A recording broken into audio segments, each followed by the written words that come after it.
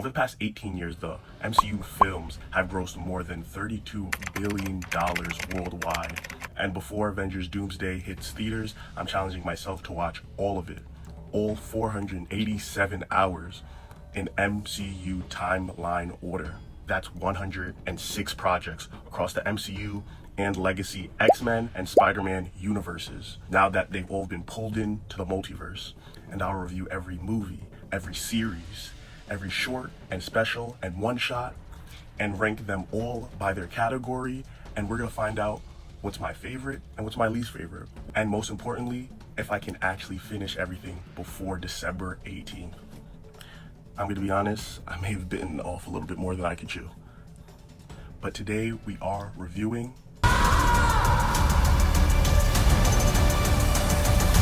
subscribe and keep up on all my socials to see if I can make it through all 478 hours before the Doomsday clock runs out. It took me over a year to watch Eyes of Wakanda, and I have to say, I regret it so deeply because this is minute for minute one of the most impactful Marvel miniseries or limited time series, whatever you want to call it. And I'm shocked because I've been in this space, nerdy, geeky, superhero things. I've been in that space since I was a kid. And specifically Marvel, I've enjoyed so many other projects that we're going to rewatch together.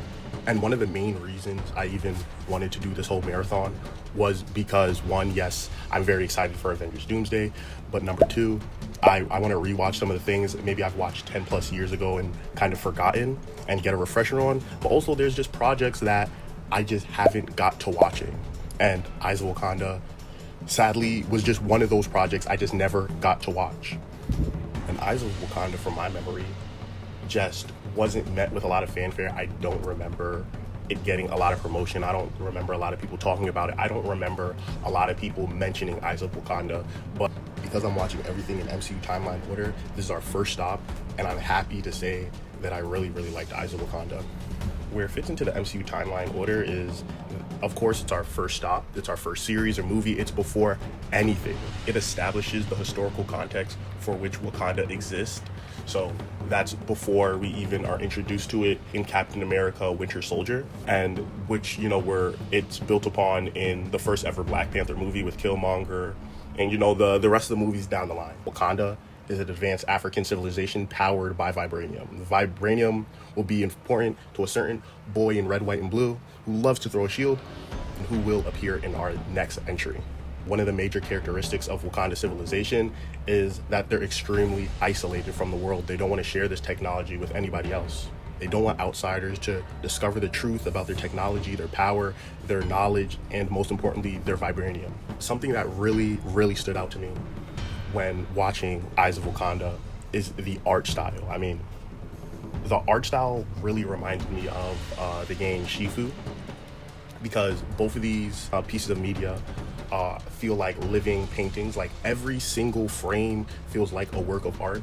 I would like to say the first episode in particular, the entrance into the Lion's throne room was just beautiful. It was great. It was so colorful. The Lion's design in general, in just the first episode, had so much style and flair to it. I just absolutely loved it. I mean, the main story does begin with the Lion, a Wakandan who's left his homeland to begin conquering parts of the outside world because he's spreading the word of Wakanda, and he's leaving artifacts all around the world, which later episodes secret agent of War Dog have to go and retrieve and bring back to Wakanda. The way that they accomplish these missions are often morally questionable, everything for the name of protecting Wakanda and driving Wakanda forward. They eliminate the original rogue War Dog. They eliminate the Greek god Achilles. They steal a statue from an Iron Fist temple. And last but not least, they consider dooming the future to an alien Armageddon for the sake of the mission, all just to prevent the outside world from discovering the power of Wakanda. That's how far these guys are deep down. But these are not, I don't want it to come across like these are easy decisions for these characters. Like a character like Memnon, who in episode 2 is, is kind of asked to betray Achilles, who has gotten one of the relics and who is a close friend of him for 10 years. Another must steal from a temple, took him in after he was left stranded and was more than hospitable, if you know what I mean. If you watch the episode. We also follow a very ambitious prince who's on his first mission, whose decision can directly lead to an alien Armageddon. I really want to highlight episode 2. Especially, I know episode 3 is a lot of people's favorite because it's the first appearance of, I believe, an Iron Fist in the MCU, especially in timeline order. This is definitely the first appearance of an Iron Fist. Episode 2 is more so my favorite because it spotlights the link that these secret agent, these war dogs, are willing to go all to protect the Wakandan secrets. Memnon in this episode, and Memnon has to leave and betray the Greeks and Achilles, all to retrieve the Wakandan artifact that was left in Troy. And Achilles and the Greeks have been taking care of him for 10 years, and still he chooses Wakanda over the Greeks and Achilles, and he ends up eliminating the Greek demigod Achilles altogether. And even after the mission, once again, these are not easy decisions for these characters, but even after completing the mission, he continues to reflect on what he did, and he doesn't feel satisfied with his decision, but he does it for Wakanda. He does it for the sake of the mission.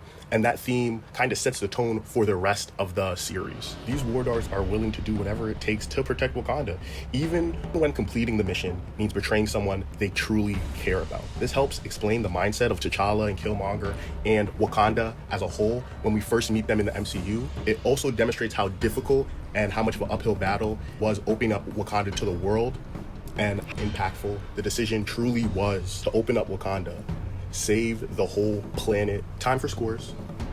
If you ask me, I really enjoyed Eyes of Wakanda. It's our first series, so of course it's going to be first on our board, but I'm going to give, out of 5, I'm going to give 4 Wakandan axes out of 5. I really liked it. Like I said in the beginning, minute for minute, I don't think there's anything as impactful. It moves the story along, it gives context to the world, it builds out characters, and it has so much interesting stories in just a 2 hour of watch time. Bravo to Ryan Coogler. I mean, but are we really surprised? Let's be real. And of course, I'm using like dunk contest voting. I'm not going to give it a 5-star or anything too high off the bat. So we have room to put other things in front, but still, anything 4 stars and above, I would recommend you watching. And definitely, the juice is worth the squeeze on this one. It's just a nice, fun mini-series that leaves you wanting more, to learn more about Wakanda, leave you wanting more episodes or season 2. Doom relevance, do I think it's going to be relevant to Doom? I do not think it's going to be very relevant to, on a Doom relevance. The Doom relevance score is kind of pretty low. I think it will have some impact. I think because there will be some Black Panthers, if it's T'Challa Jr., if it's Shuri's Black Panther, or if they're doing just another big fight in Wakanda, like Doom touches down and, tries to look for, Shuri or something like that, and then they end up fighting in Wakanda. I think that's how far, I don't think it's going to have major implications on Doom. Also, let me know if you think I ranked Eyes of Wakanda too high or too low. Maybe, straight off the bat, you would have gave us a 5-star banger. And, I can't really blame you, but I'm going to stick with my 4. And who knows, maybe as we keep watching, nothing gets better and we could kind of maybe promote this to a 5-star. Please don't forget to like, comment, subscribe. And next we have our big red, white, and blue Boy Scout. So that's the next entry of this series. Until next time, please check your friends for lip tattoos, and I'll see you later. Peace.